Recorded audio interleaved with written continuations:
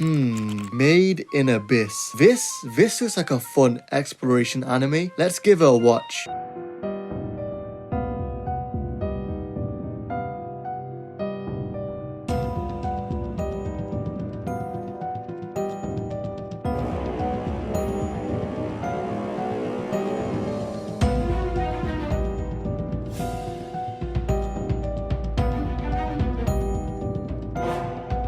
Yeah, not what I expected, but still, this show is phenomenal. It's been on my watch list for years collecting dust. I have a bad habit of doing that. I really need to stop. So, the Abyss. About 2,000 years ago, it was discovered, a seemingly bottomless pit housing its own ecosystem and valuable resources known as relics. We don't know where exactly these ancient relics came from, but it's speculated it's from past civilizations. They vary massively in terms of function, rarity, and value. The deeper you explore, the more likely it is you'll unearth an ancient relic. But that won't come without cost. You see, descending down is relatively easy if you can avoid the giant predators and toxic environments. It's ascending back up that causes the real problems. We don't know the exact amount, but there's 7 layers that have been documented. Ascending from the first 2 layers causes dizziness and nausea. You know, something light. Layer 3 will cause visual and auditory hallucinations. And layer 4 will cause severe pain as well as bleeding from every hole. Yes,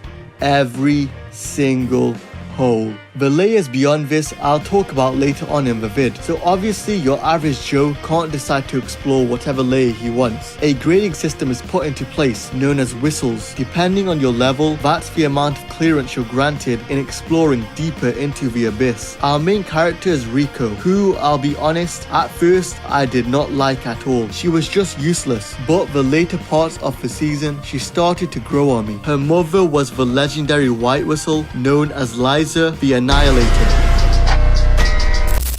White Whistles is the highest grade you can be. You're given a cold ass nickname, you're allowed to dive down as deep as you'd like, and given power and riches. Naturally, all the White Whistles are strong as hell, and a little bit deranged. Riko was born whilst her mum was in the abyss. I guess you could say she was born in the abussy. Oh my god, bro. Oh, hell. Whilst exploring, Riko stumbles upon Reg. I like this guy a lot. He's this humanoid robot shrouded in mystery. He's quite durable and strong. He can extend his arms, which comes very useful in the adventure. By far his strongest attack is his incinerator. This can essentially one-shot anything he aims it at. The downside is within 10 minutes, he'll completely shut down for 2 hours, leaving him and his group susceptible to any attacks. I just want to say there's this weird gag joke they do where they constantly talk about his dick. Characters not only admit to looking at it, but a grown man straight up checks it out, which is weird considering he's 12. I know the manga writer is a creepy man. There's way too many scenes with Riko being plain butt booty naked for no reason, but if you can get past that, then you'll get a very enjoyable show. Riko gets a cryptic note from her mum, who she hasn't been in contact with for most of her life. She's told that she's waiting for her at the bottom of the abyss.